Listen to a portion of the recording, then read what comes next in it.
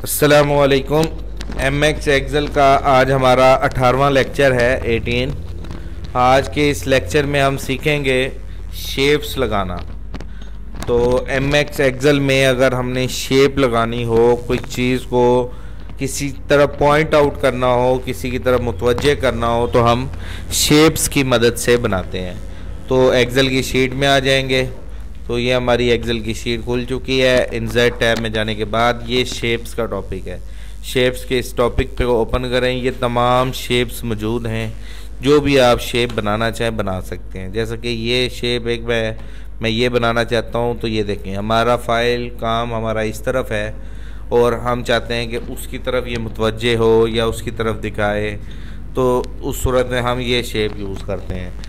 कोई और शेप लगाना चाहें आप, शेप में जाएंगे और मज़ीद बना लें।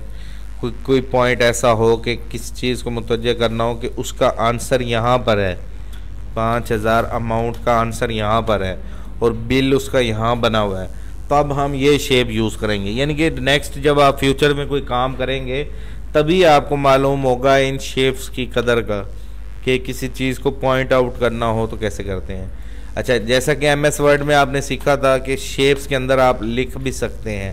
कोई पॉइंट आउट करना हो, कुछ जाहिर करना हो, ये देखें ये पॉइंट्स बने हैं, ज़रब का निशान डालना हो, कोई बड़ा सा थ्योरिकल आप कुछ बना रहे हैं तो उसमें ये इसकी मदद से, शेप्स की मदद से आप बना सकते हैं।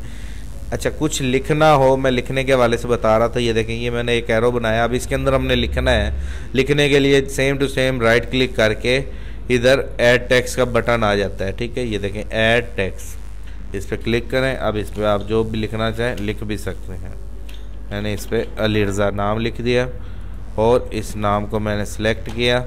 होम टैब में जाके जो मैं कलर देना चाहूँ कलर दे सकता हूँ। ग्रो फाउंट बड़ा करना चाहूँ फाउंट भी बड़ा कर सकता हूँ। तो सेम टू सेम ये किस चीज़ को यहाँ पे लिख देना, आंसर लिख देना, आंसर। ठीक है, और वो आंसर जो हो अकाउंट का वो यहाँ पे अमाउंट लिखी पड़ी हो, ये आंसर है।